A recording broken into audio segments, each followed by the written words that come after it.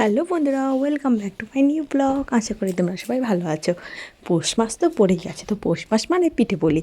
তাই আর কি বাড়িতে, যেহেতু বাড়িতে সবাই আত্মীয় স্বজন এসেছে, জামাই এসেছে, তাই আর কি বাড়িতে পিঠে বানানো শুরু করে দিয়েছে। দেখো এই সাইডে আমার মা চালটা ভিজিয়ে রেখেছিলো আধ ঘন্টার মতন। তা ভিজে এখানে হামুল দিস্তার মধ্যে মা চাল করতে বসে পড়ছে। এই সাইডে চাল করতে করতে আমার বোন এই সাইডে সাঁড়াশি নিয়ে নারকেল ছুলতে বসে পড়লো। আমার বোন বেশ ভালোই পারে নারকেল ছুলতে। তা এইভাবে নারকেলটা ছুলে ভালো করে ফাটিয়ে নিয়ে জলটা বের করে নিল। এই সেটে নারকেল কুটতে বসে পড়লো। তারপর এখানে দেখো সাদা পিঠের জন্য বানানো চালটা গুলিয়ে রাখছে মা। তাই আমি ভাবছি যে পুরোটা না শেয়ার করে তোমাদের সাথে অল্প অল্প করে শেয়ার করি। তাই এই সেটে চালটা ভিজিয়ে রেখেছিলো আধ ঘন্টা মতন গুলিয়ে রাখার পর এই সাথে সাদা পিঠে ভাজতে আমাকে বসিয়ে দিয়েছে। সাদা পিঠেটা ভাজতে বসে বললো, আমি ভেজে নিলাম। এখানে অল্প অল্প করে টুকটাক করে আমি ভেজে নিয়েছি, যেহেতু পিঠে পুলি আমি এত ভালো বানাতে পারি না। তো এইভাবে আমি এক এক করে ভালো করে ভেজে নিচ্ছি। আর পিঠে বানানোর সময় খুব সুন্দর একটা স্মেল আসছিলো। আর কি বলবো তোমাদেরকে, তোমরা হয়তো যারা যারা পিঠে বানাও তারা তারা হয়তো জানো। তাই এইভাবে সাদা পিঠেটা আমি এইভাবে এক পাশ ওপাশ করে ভালো করে ভেজে নিয়েছি। আর এই সাইডে দেখো দুধের সরটা ভালো করে এখানে ফাটিয়ে নিচ্ছে, কারণ এই সাইডে মা পাটিচোড়া বানানোর জন্য দুধের সর দিয়ে বানাবে।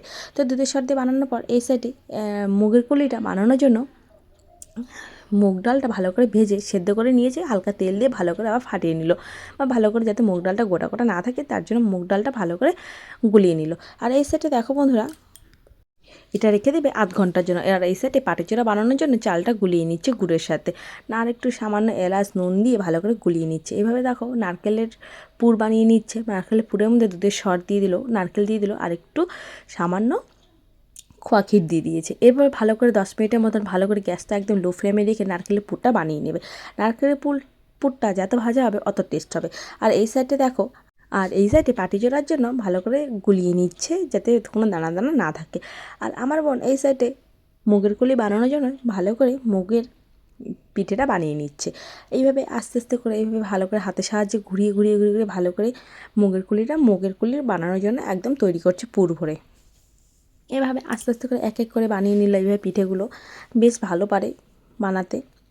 এইভাবে নিয়ে ভালো করে আস্তে আস্তে করে বানাতে বানাতে আর এই সেটে এক এক করে মুগের গুলিগুলো বানিয়ে নেবে। তারপর এই সেটে একটা কড়া বসিয়ে দিয়েছে, যার জন্য পাটিচোড়া বানাবে। পাটিচোড়া বানানোর জন্য কড়াটা ভালো করে গরম করে হালকা করে তেল দিয়ে কড়াটা ভালো করে নাড়াচাড়া করে নিয়েছে যাতে নিচে না লেগে ধরে। এভাবে হালকা চালের গুঁড়োটা যে ভেজে গুলিয়ে রেখেছিল পাটিচোড়ার জন্য, সেই পাটিচোড়ার জন্য এখানে চালটা 1 চামচ করে দিয়ে দিল।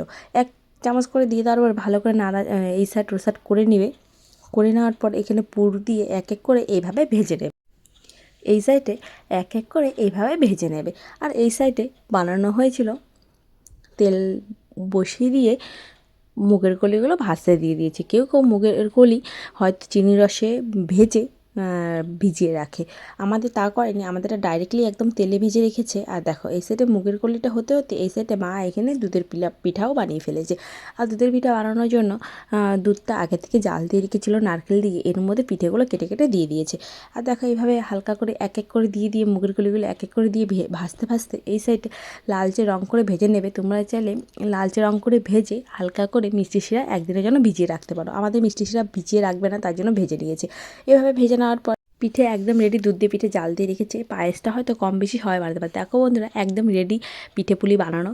তো তোমরা যারা যারা পছন্দ করো এই পিঠে পুলি খেতে, তারা তারা please like comment share subscribe করতে ভুলো না চ্যানেলটাকে। টাটা বাই বাই, দেখা হচ্ছে পরে ভিডিও।